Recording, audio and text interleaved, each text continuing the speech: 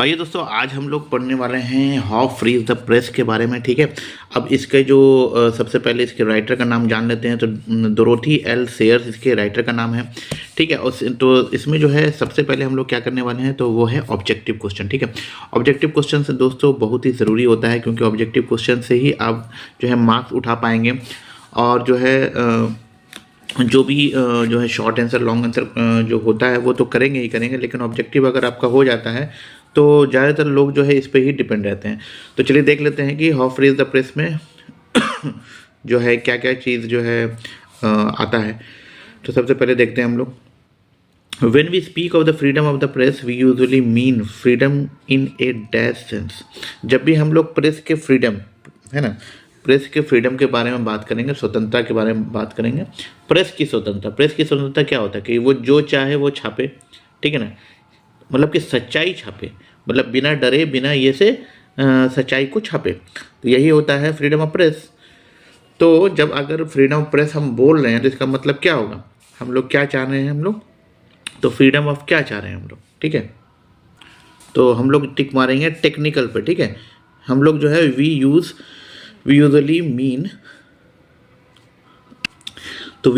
Mean freedom in a dash sense. किस sense में, तो टेक्निकल सेंस। ठीक है, टेक्निकल सेंस में मारेंगे। ठीक है, चलिए फिर है advertiser contribute to the dash of the newspaper. Advertiser क्या देता है, पैसे देते हैं। तो पैसा क्या होगा, रेवेन्यू। ठीक है, पैसा हमारा रेवेन्यू हो जाएगा।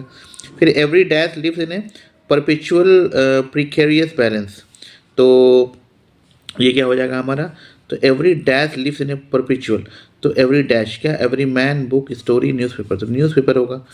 तो इसमें हम लोग इस तरह से मार पाएंगे। ठीक है ना, अब देखिए ये क्वेश्चन 2022 में भी आया हुआ है, तो इसी तरह से मिलेगा आपको क्वेश्चन।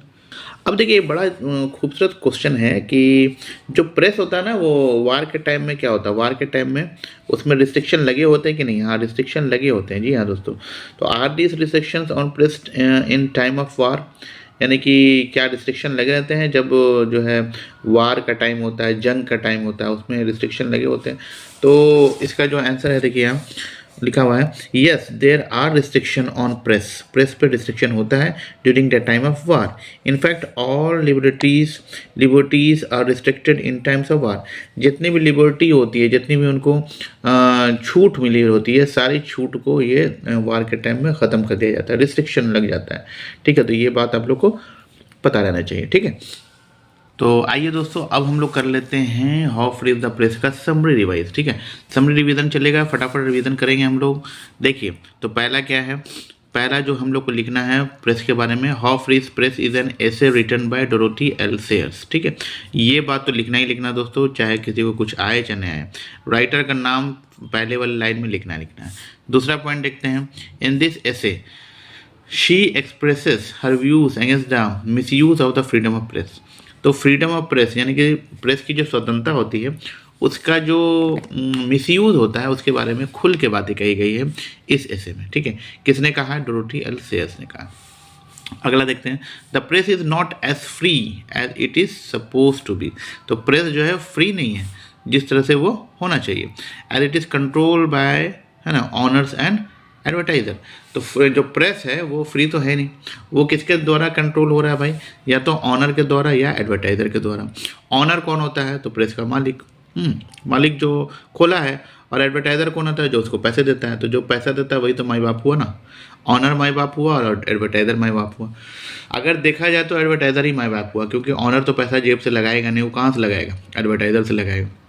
तो कहने का मतलब ये हुआ अभी press is not as free, बहुत फ्री नहीं है, अपने द्वारा काम नहीं करता, क्योंकि उसका जो है जो ऑनर बोलेगा वो करेगा, और ऑनर को कौन बोलेगा, एडवर्टाइज़र बोलेगा। तो मेन माई बाप यहाँ पे है, देख लीजिए, देखिए ये एडवर्टाइज़र ही मेन माई बाप है। ठीक है, तो एडवर्टाइज़र जो बोलेगा वही करना होगा, उसी तरह का चीज़ छापना पड़ेगा। चलिए कोई दिक्कत नहीं। आगे देखते हैं, press do not publish the right news. हाँ, प्रेस जो है ये एक चीज़ बताई गई है कि प्रेस जो है राइट न्यूज़ पब्लिश नहीं करता। ठीक है, करेक्ट न्यूज़ पब्लिश नहीं करता है। चलिए, in this essay Dorothy L Sayers tries to convey the message that we should not blindly trust any news. इस ऐसे में डोरोथी एल सेयर्स कहते हैं कि हम लोग कन्वे मैसेज करते हैं कि हम लोग को जो है ब्लाइंडली ट्रस्ट नहीं करना चाहिए न्यूज़ पे। कोई भी न्यूज़ जो चल रही थी तो उस न्यूज़ पे ब्लाइंडली ट्रस्ट नहीं करना चाहिए, एकदम आंख बंद करके भरोसा नहीं करना चाहिए, लेकिन आपको क्या करना है वहाँ पे सोचना है, समझना है क्या क्या सही है क्या गलत है, एकदम ब्लाइंडली ट्रस्ट नहीं करना है।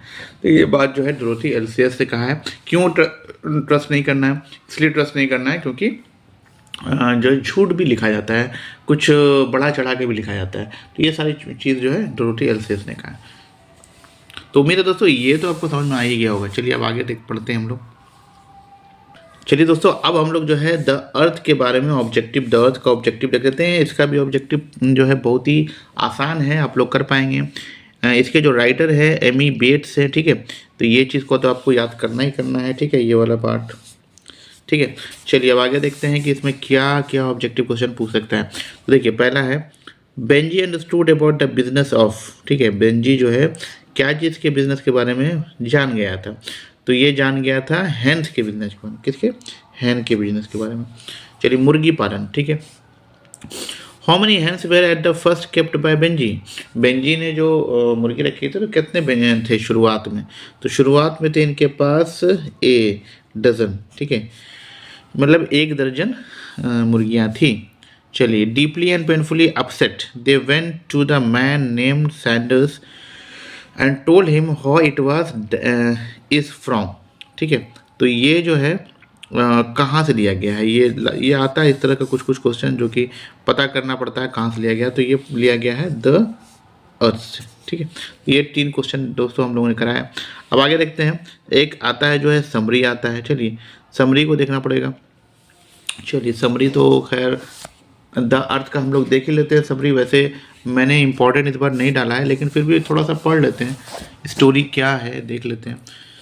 तो देखिए the earth is a short story, पहले छोटी छोटी बात इसका जो है ना पकड़ना है। शॉर्ट स्टोरी है तो भाई ठीक है, शॉर्ट स्टोरी है। Short story written by a well known short story writer H E. Bates. The story is about a farmer Johnson and his son. Johnson के बारे में है और उसके बेटे के बारे में, ठीक है। Benji who appeared to be a simple-minded person, Johnson believed more in luck than work. हाँ, luck पे ज़्यादा बिलीव करता था वो, वर्क पे बिलीव नहीं करता था। He was always very concerned for his only son Benji. वो हमेशा कंसर्न रहता था, हमेशा जो है चिंता में रहता था। किसके बारे में? अपने सन के बारे में। Johnson was dutiful towards him and his wife and very affectionate. तो जॉनसन जो है बहुत ही कामकाजी था, ठीक है, और उसकी वाइफ और पत्नी को बहुत ही प्यार करता था। तो ये सारी बात जो है हम लोग इसमें पढ़े हैं, ठीक है। तो दोस्तों इसमें जो कहानी है बहुत ही जो है ना अच्छी कहानी है, मैं इसको आपको बताना चाहूँगा क्योंकि कहानी जो है ये बहुत ही मार्मिक है, बहुत ही पेनफुल है। इसमें दिखाया है कि किस तरह से एक सन जो है, एक बेटा जो है, एक बाप जो है बेटे के लिए बहुत चिंता में रहता है और बिज़नेस करवाता है। बिज़नेस करवाने के बाद जो है बिज़नेस में उसने जो है पोल्ट्री फार्म खुलवाया था बेटा को लेकर के, क्योंकि बहुत चिंता में था वो कि मेरा बेटा क्या करेगा। तो पोल्ट्री फार्म खुलवाया तो वो जो है पोल्ट्री फार्म में रहने लगा, ठीक है, करने लगा और बिज़नेस थोड़ा सा सीखते सीखते सीखते बहुत अच्छा अर्न करने लगा। और अर्न करने के बाद यानी कि बहुत पैसे कमाने लगा। और पैसे कमाने के बाद जो है एक दिन जो है उसका बाप जो है उसके लिए जो जमा किया था पूंजी वो लाकर दिखाता है पासबुक पे। तो वो जो है पूंजी देख के अमाउंट देखता है, फिर अपने जो है अपने पॉकेट में रख लेता है अमाउंट, ठीक है, मतलब कि पासबुक कि हाँ ठीक है दिया तो अच्छी बात है, शुक्रिया भी अदा नहीं करता। लेकिन ये बहुत मेहनत से जो है इसका बाप इतना कमा के रखा था। खैर उसके बाद जो है और आगे की बात ये है कि उसके मतलब कि बिज़नेस अच्छा करने लगा, खूब चला और चलते चलते जो है अच्छा ग्रो कर गया। फिर जो है वो पेरेंट्स को भूल गया और उसके बाद जो है ज़मीन जायदाद खरीद लिया और अपने जो है एम्प्लॉय से शादी करके सब कुछ भूल गया, यानी कि पेरेंट्स को पूरी तरह से भूल गया। तो यही इसमें कहा यह गया है कि story we find at a selfish and cunning son, यानी कि जो है कनिंग मतलब होता है एक तरह से क्या बोलते हैं, धूर्त कह सकते हैं, चालाक, है ना। डिसीव्ड हिज पेरेंट्स, ठीक है, बेवकूफ़ बनाता है अपने पेरेंट्स को। And too much trust becomes the reason, और जो है बहुत ज़्यादा भरोसा करना जो है वो रीज़न बन जाता है ट्रेजेडी, पेरेंट्स के ट्रेजेडी के लिए।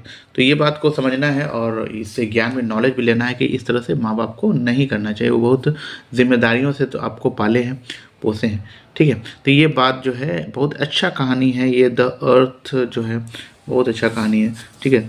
तो उम्मीद है आपको ये पसंद आया होगा। तो ये आज हम लोगों ने 2 किया है, ठीक है, हाउ फ्री द प्रेस और द अर्थ, दोनों बातें जो है मैंने आपको समझा दी। अब जो है कल हम लोग देखेंगे इंडिया थ्रू ए ट्रैवलर्स आई, इसका जो है ऑब्जेक्टिव करेंगे। ठीक है, देखिए ज़्यादा नहीं पढ़ना है, वैसा ही पढ़ना है जितना आ जाए। ठीक है, चलिए वीडियो लंबा हो रहा है, मिलते हैं अगले वीडियो में, तब तक के लिए टेक केयर, बाय बाय।